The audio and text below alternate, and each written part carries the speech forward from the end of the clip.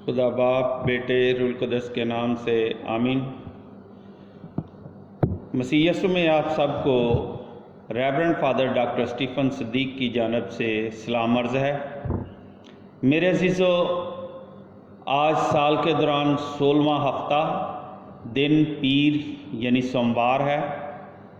आज के दिन जिन हम दो हवालों पर ध्यान व ज्ञान करेंगे, उनमें पहला हवाला है मीका 6 बाब पहली आयत से चौथी आयत और छठी आयत से 8वीं आयत।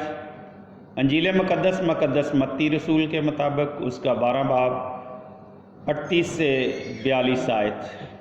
हमारे लिए आज की पहली तलावत मीका 6 बाब उसकी पहली आयत से चौथी आयत और छठी आयत से 8वीं आयत तक।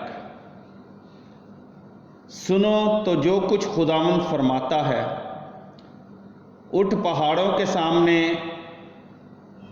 मुबाहिसा कर और टीले तेरी आवाज़ सुने। ए पहाड़ों और ए जहान की मुहक्कम बुनियादों, खुदावंद का दावा सुनो, क्योंकि खुदावंद अपनी उम्मत पर दावा करता है और इसराइल पर हुज्जत साबित करेगा। ऐ मेरी उम्मत, मैंने तुझसे क्या किया है और किस बात में तुझे अज़ुर्दा किया है, मुझ पर साबित कर, क्योंकि मैं तुझे मुल्क मिस्र से निकाल लाया और जाए ग़ुलामी से छुड़ाया और तेरे आगे मूसा और हारून और मरियम को भेजा। मैं क्या लेकर खुदावंद के हजूर आऊँ और खुदाए मुताल को सजदा करूँ? क्या सौखनी कुर्बानियाँ और यकसाला बछड़े लेकर आऊँ? क्या खुदावंद हज़ारहा मेंढों या तेल की बेशुमार नहरों से खुश होगा? क्या मैं अपने जुर्म के इवज़ में अपने पलोठे को और अपनी खता के बदले अपनी औलाद को दे दूँ?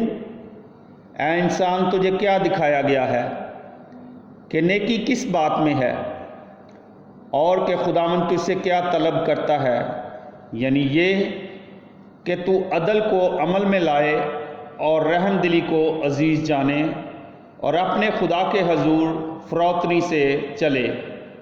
खुदा का कलाम पढ़ा सुना जाना हम सब के लिए बाइस से बरकत हो। खुदावंद का शुक्र हो। खुदावंद आपके साथ हो। अंजील मुक़द्दस मत्ती रसूल के मुताबिक ए खुदावंद तेरी तमजीद हो, उसका 12 बाब और उसकी 38 आयत से 42 आयत तक।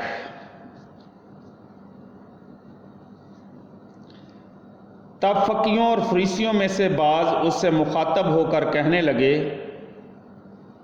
कि ए उस्ताद, हम तुझसे एक निशान देखना चाहते हैं।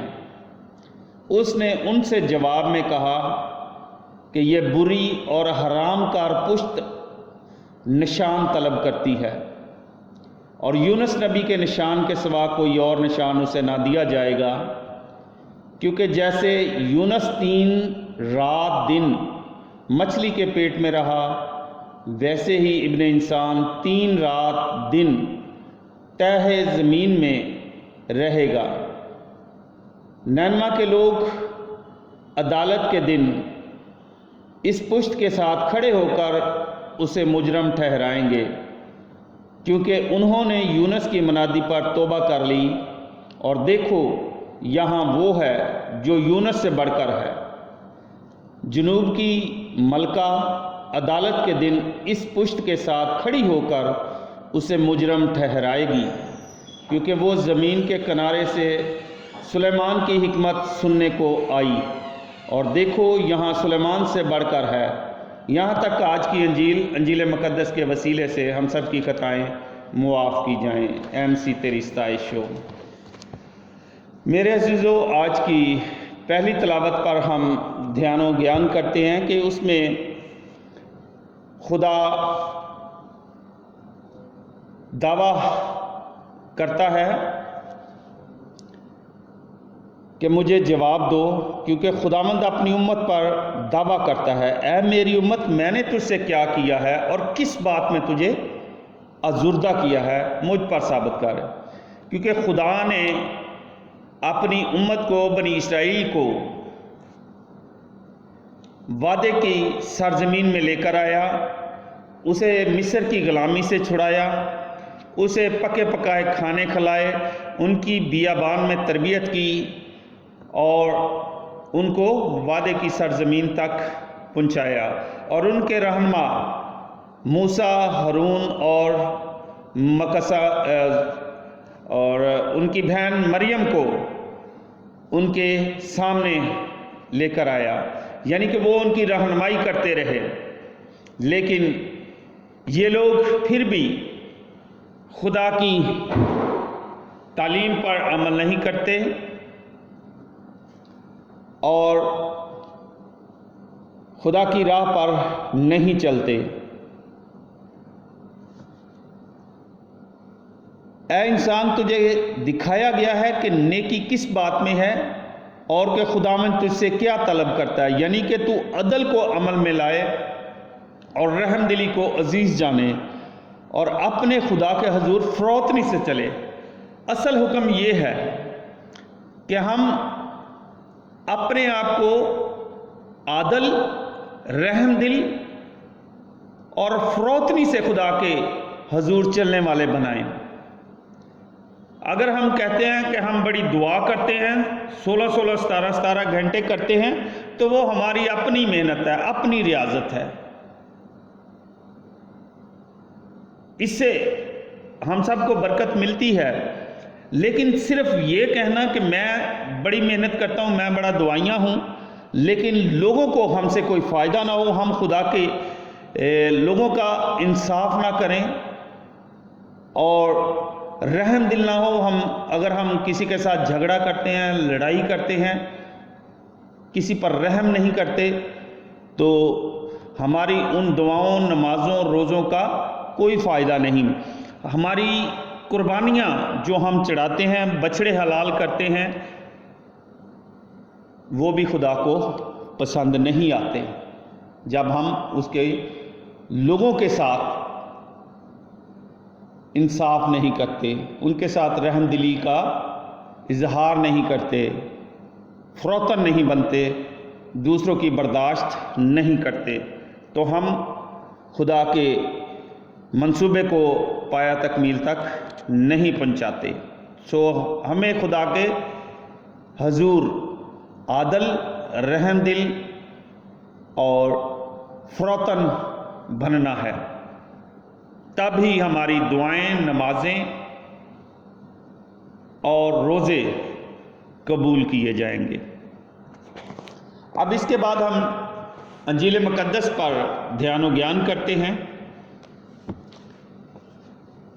عزیز مومنین، فقیہ اور فریسی خداوند یسوع مسیح سے اس کے نجات دہندہ ہونے کا نشان مانگتے ہیں آج کی انجیل مقدس میں، اور خداوند یسوع مسیح ان کی سخت دلی بھانپتے ہوئے انہیں نشان دینے سے انکار کرتے ہیں، کیونکہ وہ یسوع کی تعلیمات اور معجزات دیکھتے تو ہیں لیکن ان پر اعتماد نہیں کرتے۔ اس لیے خداوند یسوع مسیح انہیں کہتے ہیں کہ تم آنکھیں رکھتے ہوئے نہیں دیکھتے اور کان رکھتے ہوئے نہیں سنتے۔ اگر ہم اس پر ان آیات پر آیت با آیت دھیان و گیان کریں تو 12ویں باب کی 38ویں آیت میں خداوند یسوع مسیح نے بے شمار ہم دیکھتے ہیں کہ لکھا ہے کہ معجزے کیے، اس کے باوجود بھی جو فقی اور فریسی ہیں بڑی ڈٹھیائی سے خداوند سے ایک نشان دیکھنے کا مطالبہ کرتے ہیں۔ ظاہر یہ کیا گیا کہ اگر وہ اپنے آپ کو مسیح موعود ثابت کر دے تو ہم ایمان لے آئیں گے، لیکن ان کو ان کی عیاری اور ریاکاری صاف نظر آ رہی تھی، اگر انہوں نے اتنے عجیب کاموں کے باوجود یقین نہیں کیا تھا تو ایک اور نشان سے بھی قائل نہ ہوتے۔ خدا کو یہ رویہ پسند نہیں کہ ایمان لانے کے لیے معجزانہ نشانوں کی شرط عائد کی جائے۔ چنانچہ خدا میں یسوع مسیح نے توما سے کہا تھا کہ مبارک وہ ہیں جو بغیر دیکھے ایمان لائے۔ خدا کے انتظام میں ایمان پہلے ہے اور دیکھنا بعد میں۔ خداوند نے ان کو اس زمانے کے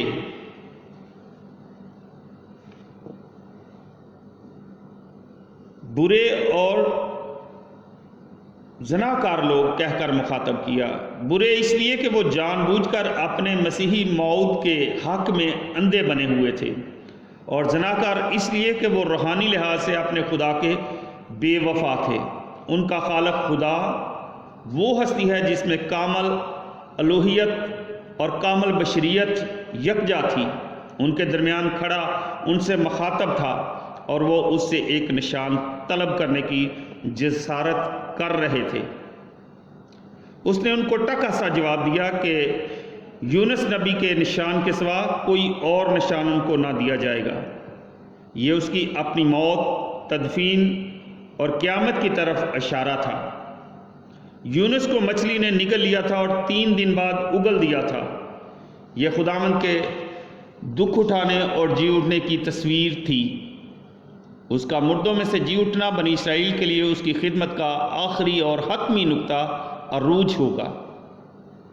ہمارے خداوند نے ان کو پیشگی بتا دیا کہ جیسے یونس 3 رات دن مچھلی کے پیٹ میں رہا، ویسے ہی ابن آدم 3 رات دن زمین کے اندر رہے گا۔ اس بات سے ایک مسئلہ پیدا ہوتا ہے۔ عام طور سے مانا جاتا ہے کہ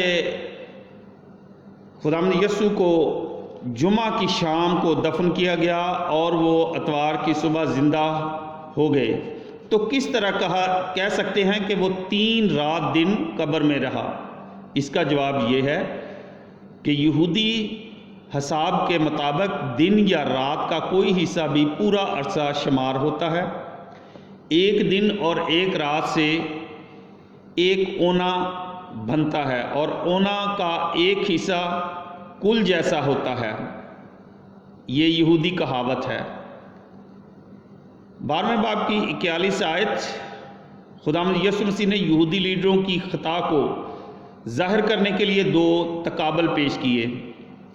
اول یہ کہ نینوا کے لوگوں کو اسرائیلیوں کی نسبت بہت کم شرف حاصل ہوا، تو بھی انہوں نے شہر میں گشت لگانے والے نبی یونس کی منادی پر توبہ کر لی۔ یہ لوگ عدالت کے دن کھڑے ہو کر خداوند یسوع مسیح کے زمانے کے لوگوں کو مجرم ٹھہرائیں گے کہ انہوں نے اس ہستی کو، یعنی کہ خدا کے مجسم بیٹے کو جو یونس سے بھی بڑا ہے، قبول کرنے سے انکار کر دیا تھا۔ 12ویں باب کی 42ویں آیت، دوم جنوب کی ملکہ غیر قوم ہونے کے باعث اس شرف سے محروم تھی جو یہودی قوم کو حاصل تھا۔ وہ جنوب سے بڑی کوشش اور پیسہ خرچ کر کے سلیمان سے ملنے کو آئی۔ خداوند یسوع مسیح کے زمانے کے یہودیوں کو تو اس سے ملنے کے لیے کوئی سفر نہیں کرنا پڑا تھا، وہ خود آسمان سے سفر کر کے اس کا مسیح موعود بادشاہ بننے کے لیے ان کے پاس آ گیا تھا، تو بھی وہ اسے جو سلیمان سے بھی بڑا ہے اپنی زندگیوں میں جگہ دینے کو تیار نہ تھے۔ اس باب میں بتایا گیا ہے کہ یسوع ہیکل سے، یونس سے اور سلیمان سے بھی بڑا ہے۔ وہ عظیم ترین سے عظیم تر اور بہترین سے بہتر ہے۔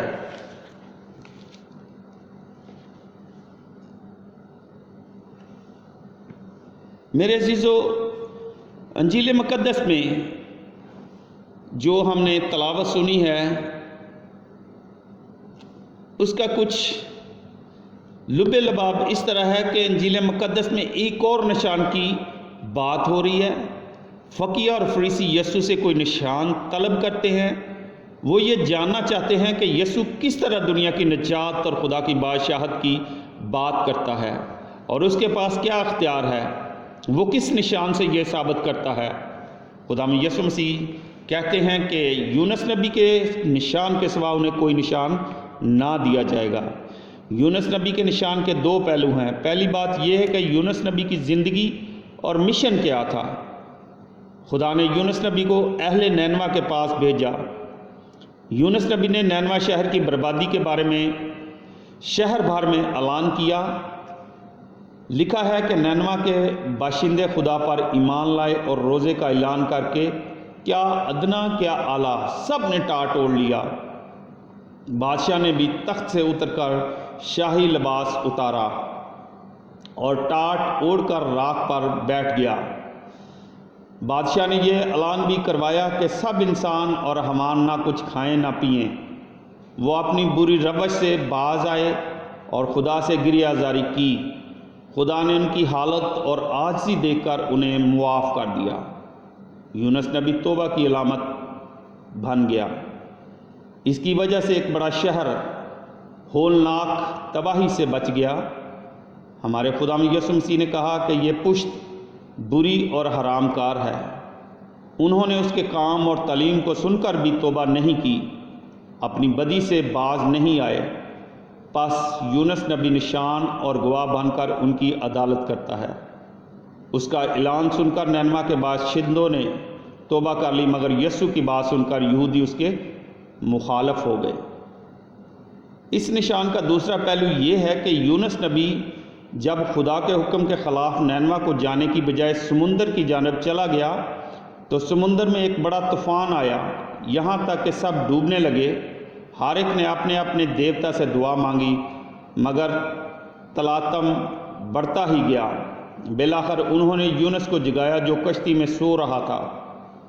یونس نے اقرار کیا کہ وہ زمین اور آسمان کے خالق خدا کے فرمان سے بھاگ کر آیا ہے۔ اس پر انہوں نے یونس کو اٹھا کر سمندر میں پھینک دیا۔ وہاں ایک بہت بڑی مچھلی نے یونس کو نگل لیا اور وہ 3 دن تک اس کے پیٹ میں رہا۔ مچھلی کے پیٹ میں اس نے خدا سے دعا مانگی اور توبہ کی۔ خدا نے اس کی دعا سنی اور مچھلی نے تیسرے دن کے بعد اسے ساحل پر اگل دیا۔ یونس نبی خدا کی بڑی قدرت کے ساتھ تیسرے دن مچھلی کے پیٹ سے زندہ باہر آ گیا۔ اس طرح ہمارا خداوند یسوع مسیح بھی تیسرے دن قبر سے زندہ باہر آ گیا۔ یسوع کا موت پر فتح پانا اس کی الوہیت اور قدرت کا بہت بڑا نشان ہے۔ فقیوں اور فریسیوں کی کو یونس نبی کا نشان گناہوں سے توبہ کرنے کی دعوت دیتا ہے اور سب ایمانداروں کو خدا کی قدرت اور خداوند یسوع مسیح کے خدا ہونے کی شہادت پیش کرتا ہے۔ گناہوں سے سرمست ہماری دنیا کو آج بھی نجات کی بشارت دی جا رہی ہے۔ آئیں ہم بھی یونس نبی کے اس نشان پر غور کریں اور اپنی گناہ آلودہ زندگی سے چھٹکارا حاصل کریں اور خداوند یسوع مسیح کے نجات بخش نشان کو قبول کرتے ہوئے اپنے گناہوں کا اعتراف کریں۔ نیز نینوا کے باشندوں کی مانند خدا کے حضور التجا اور گریہ زاری کر کے نجات یافتہ لوگوں میں شامل ہو جائیں۔ آج کا کلام ہمیں یہ پیغام دیتا ہے کہ ہم